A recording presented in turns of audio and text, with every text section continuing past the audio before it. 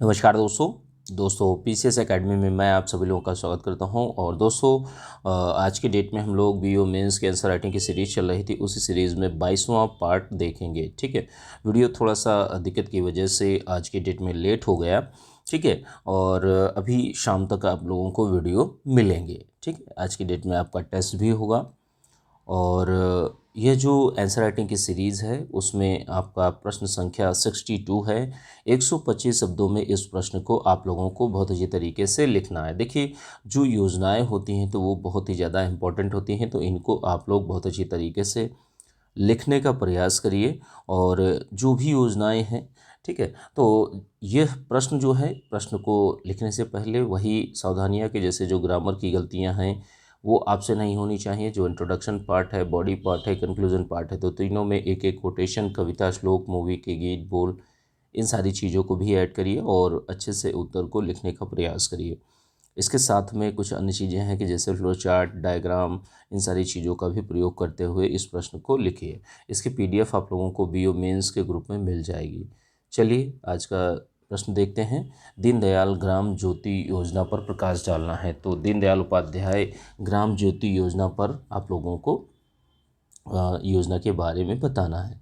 देखिए, दीनदयाल उपाध्याय ग्राम ज्योति योजना जो है, इसकी शुरुआत जो है प्रधानमंत्री नरेंद्र मोदी जी ने 25 जुलाई 2015 को जो पटना बिहार है वहाँ से इसको स्टार्ट किया था। इसके जैसे मेन काम क्या है, तो जैसे कृषि और गैर कृषि उपभोक्ताओं को विवेकपूर्ण तरीके से विद्युत आपूर्ति सुनिश्चित करना, कि जैसे जो लोग कृषि से संबंधित लोग हैं, जो विद्युत की खपत करते हैं, उनको अच्छी तरीके से विद्युत आपूर्ति सुनिश्चित करना, और जो गैर कृषि उपभोक्ता हैं उनको भी सही तरीके से जो इलेक्ट्रिसिटी है उसको प्रोवाइड करना। अब देखिए, ग्राम ज्योति योजना के उद्देश्यों को देख लेते हैं कि एक एक करके चीज़ों को हम लोग देखते हैं।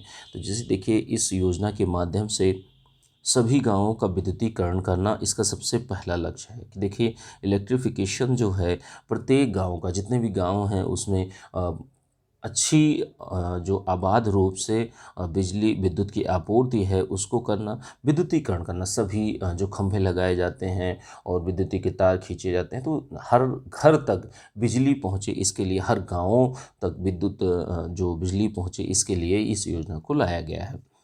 और क्या है कि जैसे किसानों को पर्याप्त मात्रा में विद्युत उपलब्ध कराने हेतु कृषि एवं कृषि फील्डरों का पृथक्करण, के जैसे जो गैर कृषि हैं और कृषि हैं, तो इनके फीडरों को, जो फील्डर हैं, फील्डरों को भी इनको अलगाव करना, पृथक्करण करना।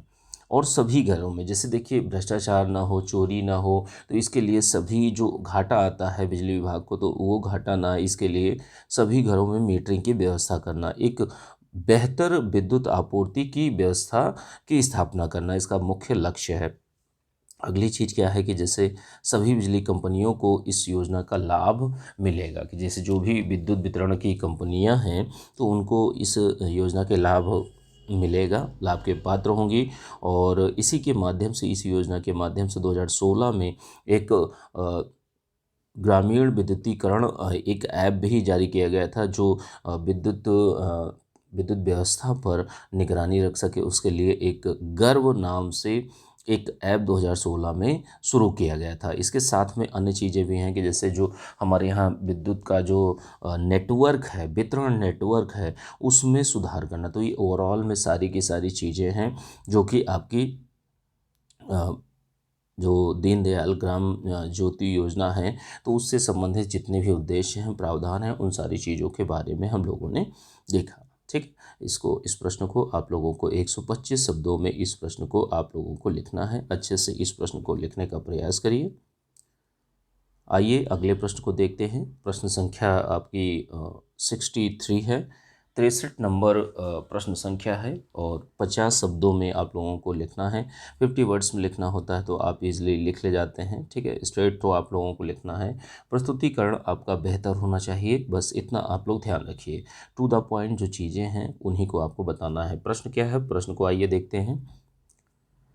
भारतीय अर्थव्यवस्था एक अल्प विकसित अर्थव्यवस्था है, स्पष्ट कीजिए। तो इसके जो भी लक्षण हैं उनको आपको एक एक करके गिना देना है, क्योंकि देखिए जो आपका 50 शब्द हैं, 50 शब्दों में ही आपको लोगों को लिखना है, शब्द आपके पास ज़्यादा नहीं है। तो जितनी चीज़ें हैं उनको बहुत ही सीमित रूप से सीमित शब्दों का प्रयोग करते हुए जो भारत कैसे एक अविकसित अर्थव्यवस्था है, तो इसको आपको बताना है। तो देखिए, भारत की जहाँ तक बात की जाती है तो यहाँ पर प्रति व्यक्ति आय का जो स्तर है वो बहुत ही ज़्यादा निम्न है। जो कहते नहीं है कि एक व्यक्ति जो कमाता है उसकी कमाई बहुत ही ज़्यादा निम्न स्तर की है। यहाँ के लोगों का जीवन स्तर, भारत के लोगों का जीवन स्तर बहुत ही ज़्यादा निम्न है।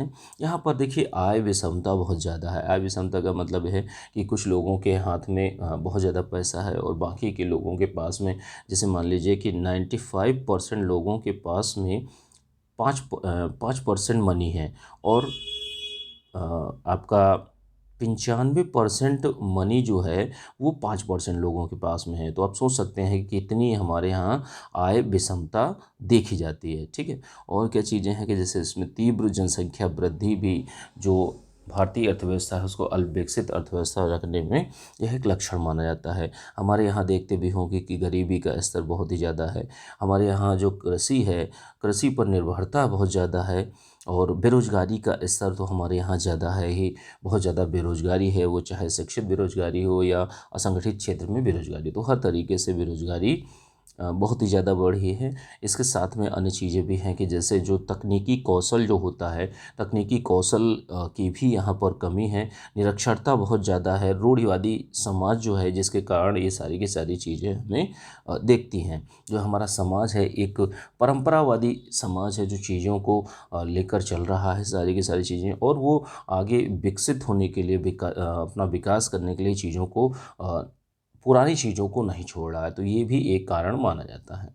तो इस तरीके से आप लोग 50 शब्दों में 50 वर्ड्स में आप लोग लिखने का प्रयास करिए। आइए आज के लास्ट प्रश्न को देखते हैं।